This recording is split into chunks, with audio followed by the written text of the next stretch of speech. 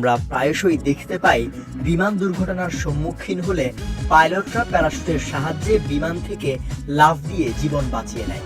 কিন্তু আকাশপথে জীবন বাঁচানোর এই অত্যাবশ্যকীয় উপকরণ বিমানের যাত্রীদের সরবরাহ করা হয় না। এর পেছনে বেশ কিছু সুনির্দিষ্ট কারণ রয়েছে। মূলত অধিকাংশ যাত্রীবাহী বিমান 35,000 ফুট উচ্চতা দিয়ে উড়ে, যা প্যারাশুট দিয়ে স্কাইডাইভ করার উচ্চতা থেকে অনেক বেশি।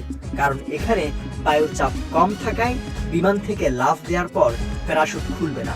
এছাড়া এত উঁচু দিয়ে উড়ে যাওয়ার সময় যাত্রীরা যদি প্যারাশুট নিয়ে লাফ দেন, তাহলে প্যারাশুটের সুবিধা পেলেও কম বায়ুচাপ ও স্বল্প অক্সিজেনের কারণে প্রায় সঙ্গে সঙ্গেই তারা মারা যেতে পারেন। অন্যদিকে একটি প্যারাশুট ওজনে কমপক্ষে 22 থেকে 30 কেজি। এক্ষেত্রে বিমানের যাত্রীর আসন সংখ্যা 100 হলে প্যারাশুট সহ তাদের গড় ওজন হবে 75 কেজির বেশি। এই অতিরিক্ত ওজন বহন করার জন্য বিমানের আকৃতি বৃদ্ধি পাবে এবং এই বিশাল আকৃতির বিমানকে উড়াতে প্রচুর জ্বালানি খরচ হবে।